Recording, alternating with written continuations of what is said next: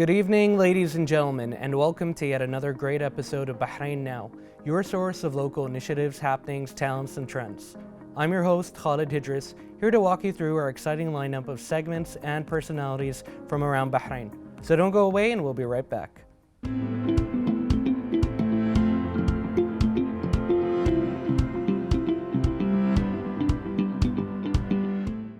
Students from the American University of Bahrain, Habiba, Maher, and Mariam Madan represented Bahrain at the World Investment Forum and the UN Commission on Trade and Development Youth Forum held recently in Abu Dhabi, UAE. And to speak more about their participation, we are very delighted to have them here in the studio. Hello, welcome guys, how are you doing? We're doing great. I'm doing good. Yeah. It's a real pleasure to have you guys here. Now, first, I'd like to ask you guys about, what was the participation in the World Investment Summit really like? Well, I believe it was an honorable opportunity, honestly. It was surreal. It was unlike anything that we have ever been to before. And it was a great learning experience. Honestly. I completely agree. It was extremely enriching. As a student who studies finance, it was really nice to see what the investment landscape is like, and also to interact with youth who have the same objectives as us from all around the world. It's always really brilliant to see, especially in university, it's a time of experimentation and finding yourself and everything, and to have such a engaging way of interacting with what you might want to do in the future, I just think that that's an incredible experience to have. Now, on that note, how did the American University of Bahrain support you guys during this experience? Well, the American University never shies away from supporting their students. Mariam and I applied to the World Investment Forum, and after that we were like, okay, the biggest challenge we were to face was finding the resources to go. Exactly. So we approached the university, and the university never says no in supporting their students, and they happily supported us and sponsored us throughout the journey, and we're very grateful for that. Yep. Again, we initially applied as regular delegates, and then later on, as the opportunity sort of developed and we were invited as speakers, we approached the university, and they were more than happy to support us. If anything, they were head-on when it came to the experience. I'm sure. The university has quite the reputation, and you guys had an amazing opportunity to represent not only your university but Bahrain. And on the topic of speeches, you guys did give a couple of speeches. What were the aims that were addressed in those speeches? Well, to focus on my speech, we rather focused on cyber safety and cybersecurity, as well as legislation. So I kind of discussed during the panel legislations already implemented by Bahrain that other countries could follow ahead. And then for the last speech was the high-level trade and commissions closing roundtable. It's a long name. They basically selected one person from the entire youth forum to go ahead and represent the youth forum in discussing their experiences, and luckily they selected me, and it was nice to not only represent Bahrain but also the Gulf region and the Arab region in that closing roundtable. Brilliant. For me, I focused on artificial intelligence, which was a little bit of a challenge for me because I particularly work in finance. But what I discussed primarily were how Bahrain has implemented automation in the finance sector, so digital banking, FinTech Bay, as well as how Tamkeen supports youth-led entrepreneurs in terms of acquiring technology in order to automate their work. So again, the topic was AI for good. So we discussed AI for good, the threat to AI policy, and it was a really, really good discussion because I was able to hear from other people who were with me on the panel who come from less developed countries. So as someone who comes from a country that has that sort of infrastructure to support artificial intelligence, it was nice to learn and give, and it was a great conversation. It's really great to see that these are very topical, very, contemporary issues and approaches that you guys are talking about. I think the world is developing, and clearly now we can see that education and the future students who are the future, basically, you guys are very well equipped for how the world is developing. Now, I'm sure opportunities like this come with a lot of interactions and resources that can be quite enriching. Could you guys tell us about that a bit? So initially we went as, so we're part of a startup, a youth-led startup. So we went in order to gain more insight on the investment landscape, what investors are looking for in youth-led organizations.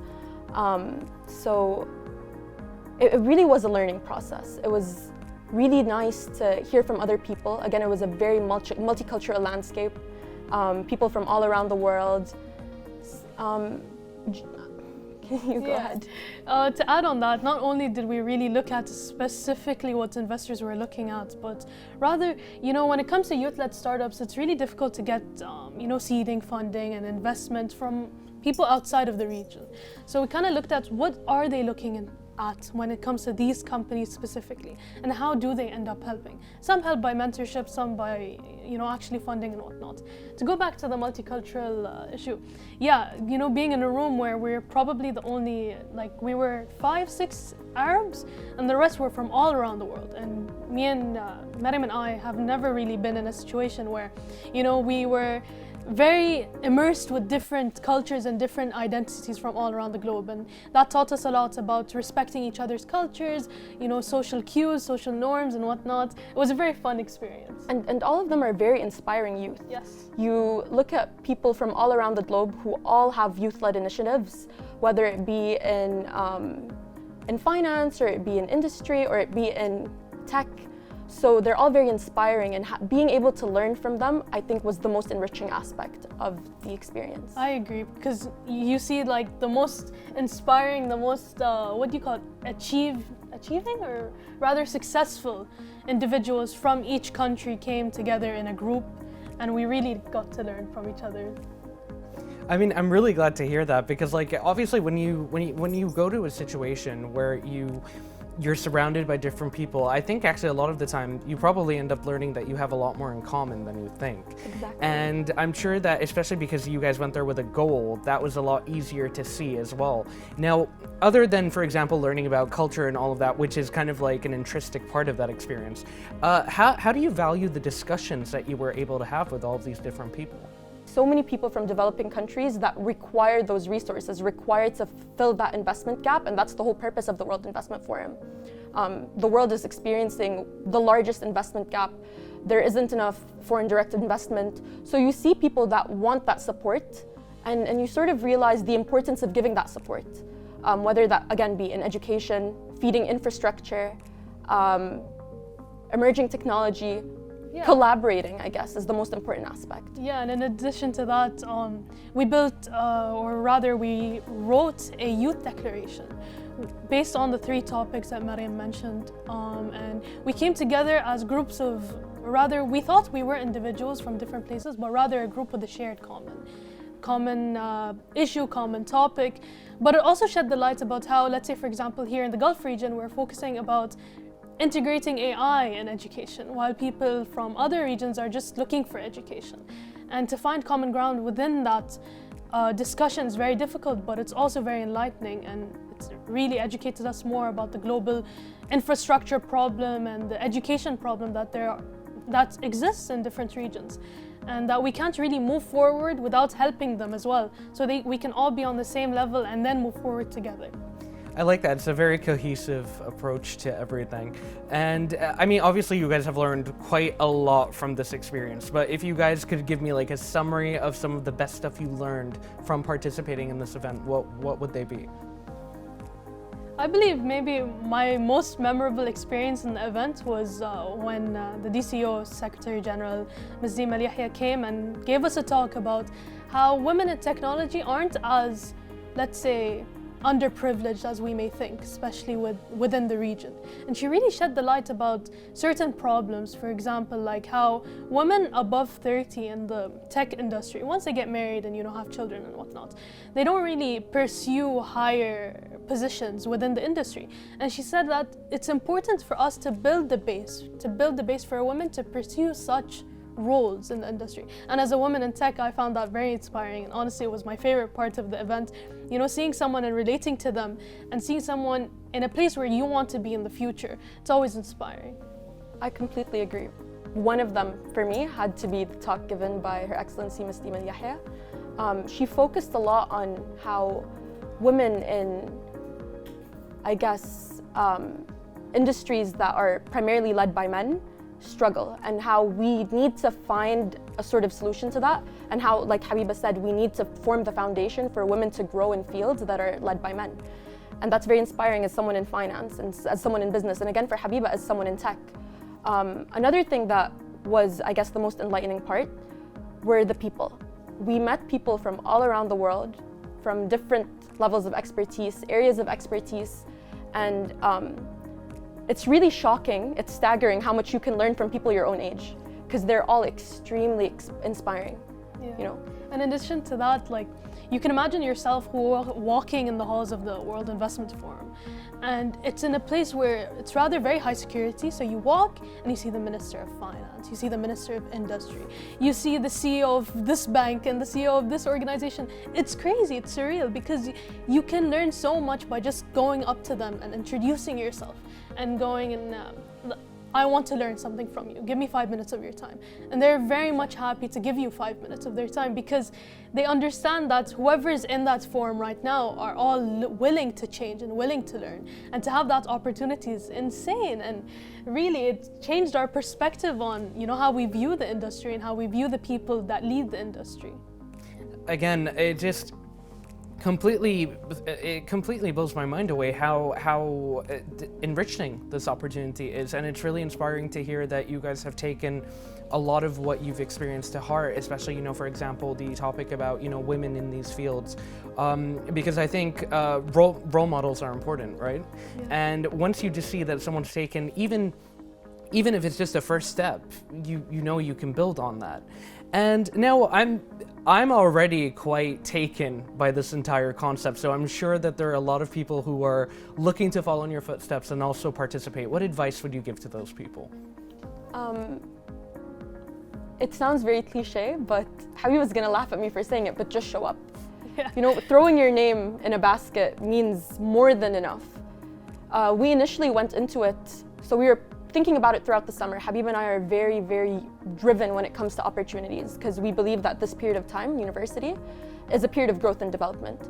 So it really started off as something where it was like, why not? Why don't we just sign up, put our names in a basket, and maybe they'll contact us and tell us, come speak. Yeah. So again, just try. It doesn't matter how big or small the opportunity is, just go ahead and push for it. Also adding to what Mariam said, look for your own opportunities. And something she always tells me, create your own opportunities.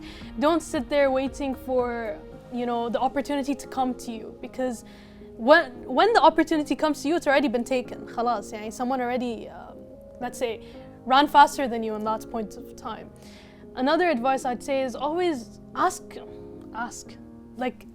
We didn't really know what to expect when we asked the university to sponsor us. We just asked, and they said yes. And I believe the power of asking, or just looking for the opportunities, or just throwing a dart at the wall, you know, trying to get that experience, or trying to get that funding, or trying to get that sponsorship is worth it, because if we didn't ask, we wouldn't be here today sharing our experience with you guys. I completely agree. Yeah. I'm sorry for cutting you off, but what do we have to lose? Exactly. Right? Yeah. And I think that applies to everyone our age. Yeah. What do you have to lose?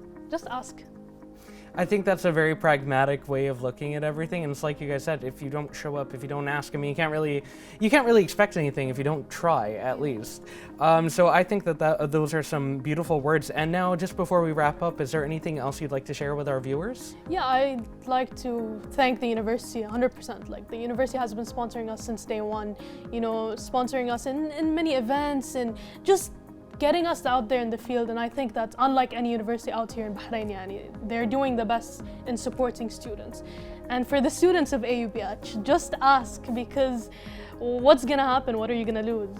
Yeah, I agree with Habiba. The first and most important thing is thanking the university. Unlike any other university in Bahrain, first of all, we excel in academics, but they also care a lot about industry experience, about going out there and learning by doing. So we would have never been able to do this without them. So I think that's the most important thing.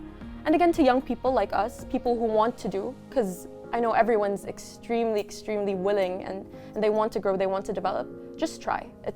Nothing can hurt you. I agree. Brilliantly said, guys. Thank you so much for joining us. Thank you. Thank you. Viewers, stay tuned, and if there are students out there, make sure you seize every opportunity you can. Stay tuned, and we'll be right back.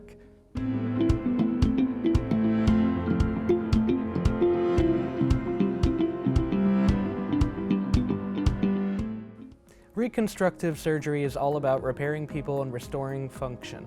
It is performed to repair and reshape bodily structures affected by birth or developmental abnormalities, trauma or injuries, infections, tumors, and disease.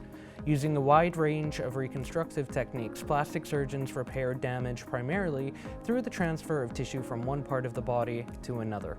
Their main aim is to restore the body or the function of a specific part of the body to normal.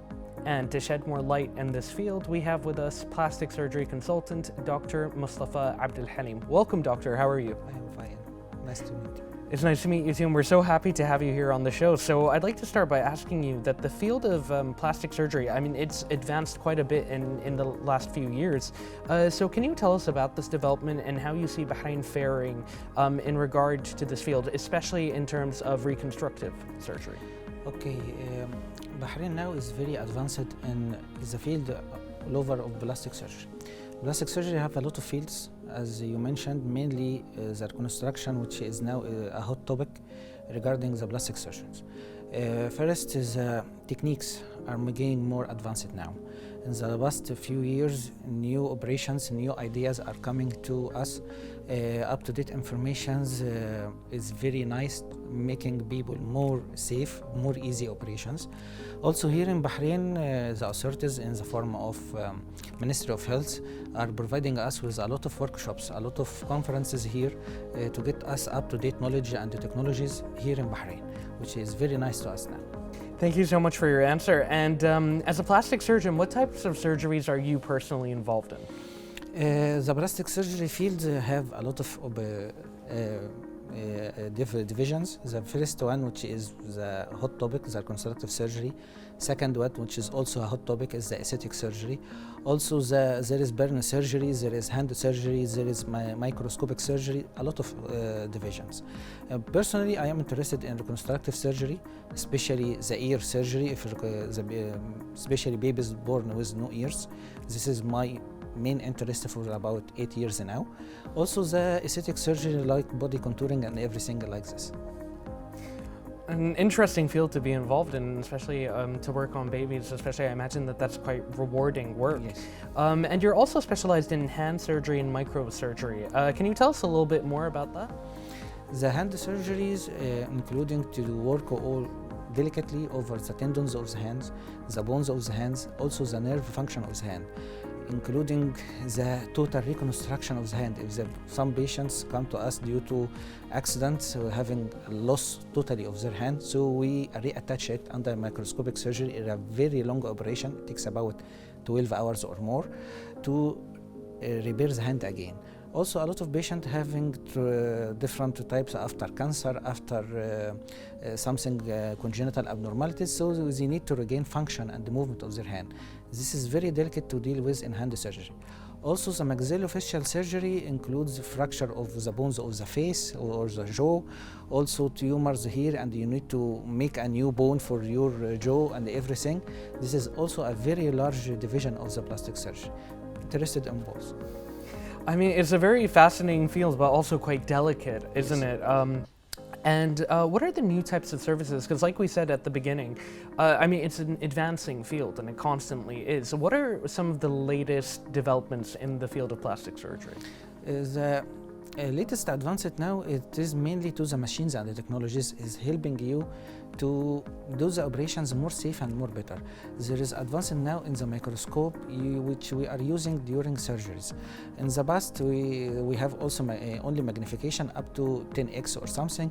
Now we have very large magnification. It can reach about 100 in some areas. Here in Bahrain we have very nice microscopes. We can do very sophisticated surgeries.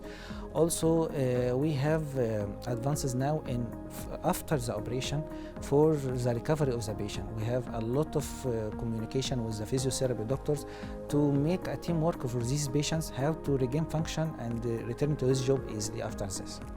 And speaking of recovery, what can patients expect to go through when they're going through the recovery period of such a procedure?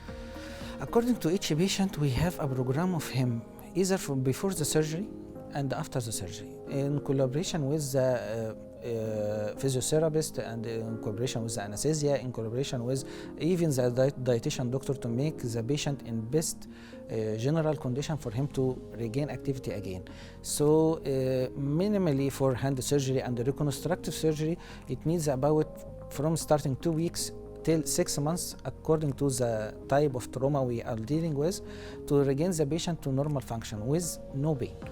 Okay, so if we are dealing with a large trauma patient, we have a lot of things to look after him, and we have a treatment plan for him, a long term of physiotherapy to make sure he is regaining function with no pain, with the best cosmetic shape we can offer him. Brilliant. So it's a very intensive and very thorough process of helping them through recovery. And I'd also like to ask you, I mean, there are loads of people now, due to increased accessibility and the advances in plastic surgery, who may be looking to get a procedure done themselves. What advice would you give those people? The advice for these people, if they are suffering from anything, as we have said, to search for the teamwork doctors, not only single doctors. That is, this teamwork get you the best plan, and you must be incorporated in the decisions. You want to tell us what you are expecting.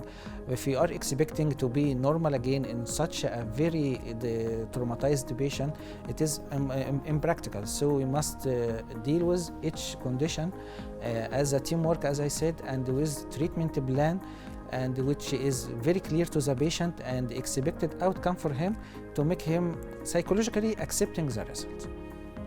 And is there anything else you'd like to add before we conclude? No, I think you asked about everything.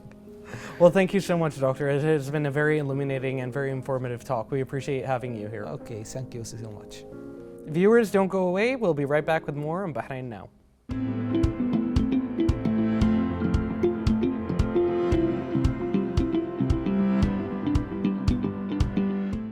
Ladies and gentlemen, let's take a look at what's going on beyond the studio in this following report. The 6th edition of the Bahrain Animal Production Show comes after the great success it achieved in attracting international companies and leading expertise in the field of agricultural and animal production. This year's Animal Production Show highlights the programs and projects of the government program that aim for agricultural, marine, and animal development to enhance food security and develop the food industry in the Kingdom of Bahrain. The objectives of the Animal Production Show revolve around attracting investments to the Kingdom of Bahrain's food industries, raising the contribution of the agricultural and animal production sector, and strengthening the economy and providing quality opportunities for citizens, in addition to reviewing the latest technological developments and innovations used in developing the agricultural animal production industry. The Bahrain Animal Production Show is a platform to showcase the rare breeds of animals that the Kingdom of Bahrain possesses, which will create greater investment opportunities.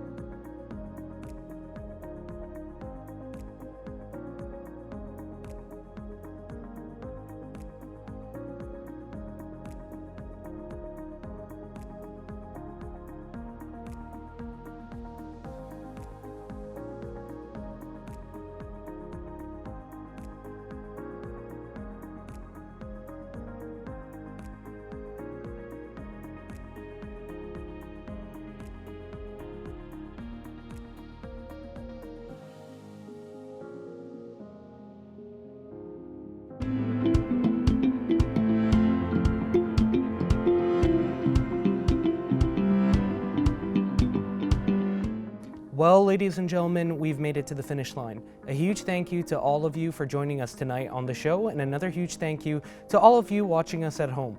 As always, be sure to reach out to us on our social media accounts shown below. We love to hear from you. This was Khalid Hidris, and until next time, good night and God bless.